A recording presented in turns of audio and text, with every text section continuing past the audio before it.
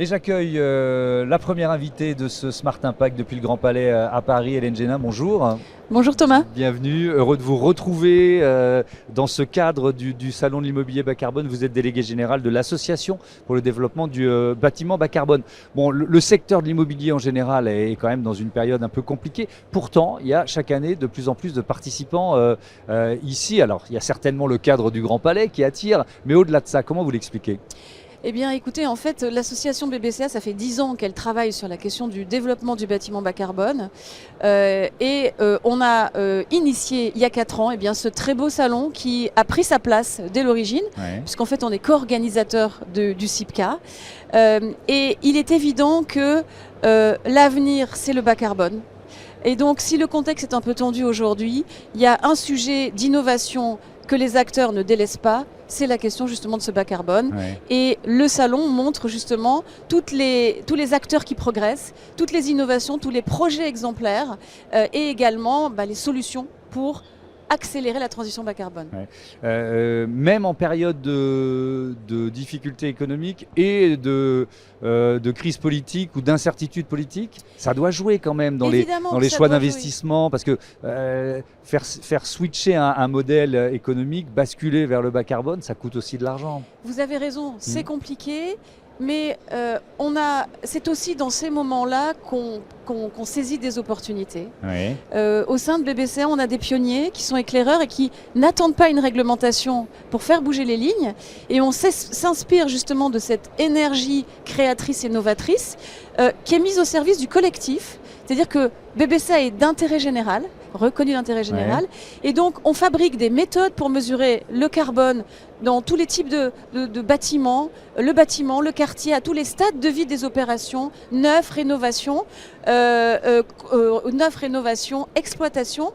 Et on a une formidable dynamique justement, notamment de nos membres et partenaires. Mais alors justement, qui fait partie de l'association BBCA, ou plutôt qui n'en fait pas partie, pour prendre un peu conscience justement de la prise de conscience et de l'engagement du secteur? Alors, au sein de BBCA, on a 130 membres aujourd'hui qui sont des acteurs de la maîtrise d'ouvrage ou de la maîtrise d'œuvre, donc des aménageurs, des promoteurs, des bailleurs, des architectes, des bureaux d'études et d'ingénierie, des élus aussi, des villes. On a voulu en fait agir sur la demande et sur la prescription. Mais ça représente quoi? La moitié, les 3/4 du secteur Écoutez, 130 membres, on est encore loin de représenter une part majoritaire, mais en revanche sur les pionniers, on est très clairement sur notamment la promotion. Par exemple, les 2/3 du top 20 des promoteurs immobiliers sont membres de l'association BBCA. D'accord, donc ça vous donne une... on a évidemment les grands constructeurs, Bouygues, Vinci, Eiffage et d'autres. Donc deux grands architectes, Jean-Marie Dutilleul qui a fait les gares des SNCF, Jean-Paul Viguier, Denis Valotte. Donc on a à la fois des acteurs très puissants qui nous soutiennent et qui soutiennent notre action, mais également des gens qui sont pionniers, ceux-là sont aussi pionniers, pour accélérer.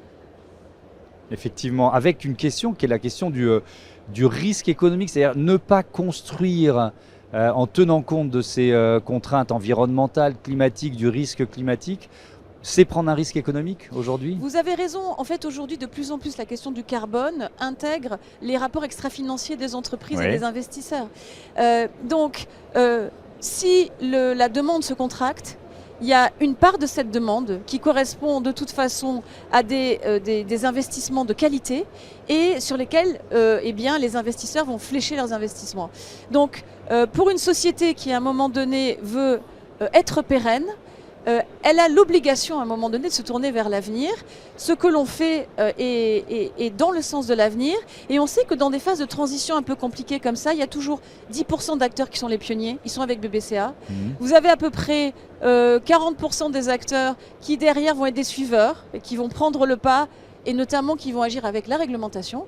Et puis vous avez 10% des gens qui ne vont pas saisir le train et qui peuvent se faire du souci sur la pérennité de leur entreprise. Et qui prennent des risques. Je le disais dans le sommaire, le CIPCA organise pour la première fois les grands prix BBCA de l'immobilier remis ce jeudi matin. Alors déjà, quel est le principe ? Alors, les grands prix, déjà, c'est une sélection que l'on a fait sur des opérations immobilières que l'on souhaite mettre en tête de gondole. Il y en a 6. Mais ces opérations, elles sont représentatives en fait d'une tendance très globale et on a révélé que la progression en stock des opérations qui se sont engagées, qui sont en cours d'instruction pour un label BBCA ou déjà labellisé, eh bien c'est aujourd'hui 5,7 millions de mètres carrés depuis 2016 en stock et en progression par rapport à l'année dernière de 4,5 millions. Donc il y a une forte progression. Et au sein de ces opérations, on a regardé celles qui étaient livrées depuis 2023. Oui.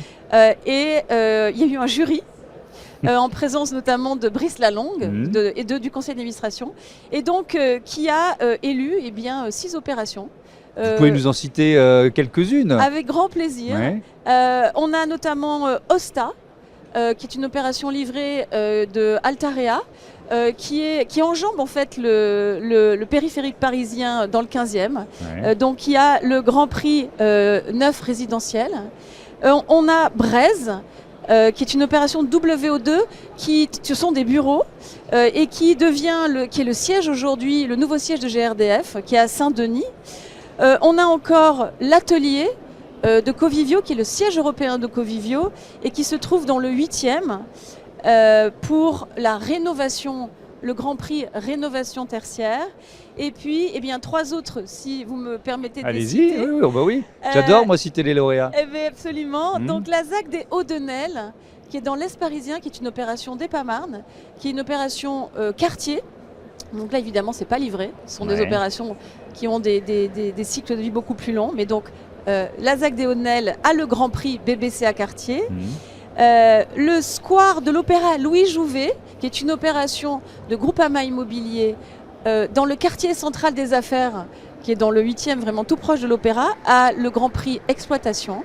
Et enfin, on a souhaité élire un coup de cœur du jury qui revient à l'opération Unity, qui sont des bureaux neufs qui sont à Nancy.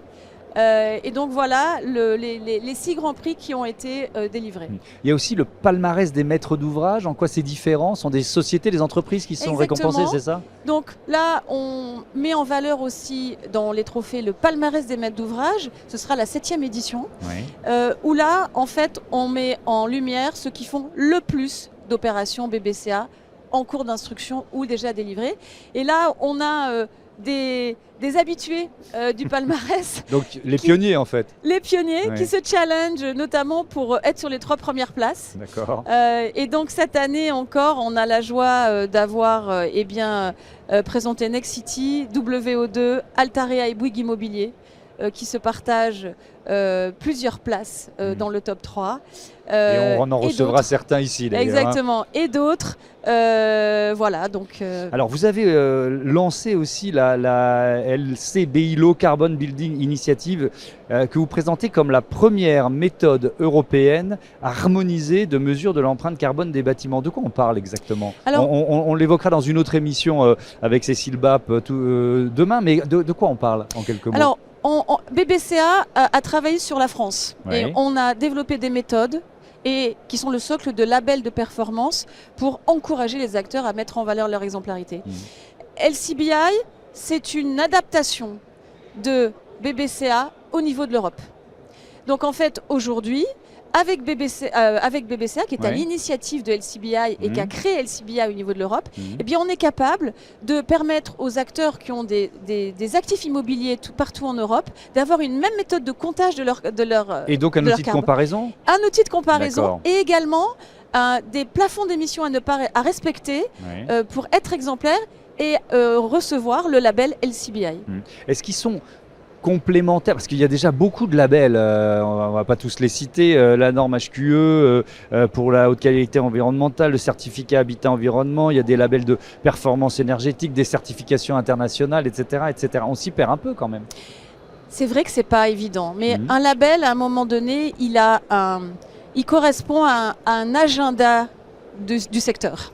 Aujourd'hui, on a une urgence, c'est celle du climat, qui est liée au carbone.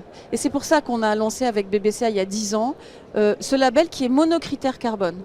Il ne faut pas diluer l'effort. Les bâtiments, ils doivent continuer à être de qualité, mais qui trop embrassent mal les trains, à un moment donné, toutes ces normes ont fait leur travail et font que certains bâtiments sont très bien, mais on avait oublié le carbone il y a 10 ans. Donc aujourd'hui, que ce soit BBCA ou LCBI, c'est une localisation géographique différente. BBCA, c'est pour la France. LCBI, c'est pour le reste de l'Europe. Mais c'est la même chose. D'accord. C'est le label de performance monocritère carbone qui met en avant, mis en lumière les opérations exemplaires. Merci beaucoup Merci Lenjena. beaucoup, Thomas. Bon Sipka, bon salon, ça va être dense évidemment et on continue notre émission, le débat tout de suite, on parle innovation et compétitivité.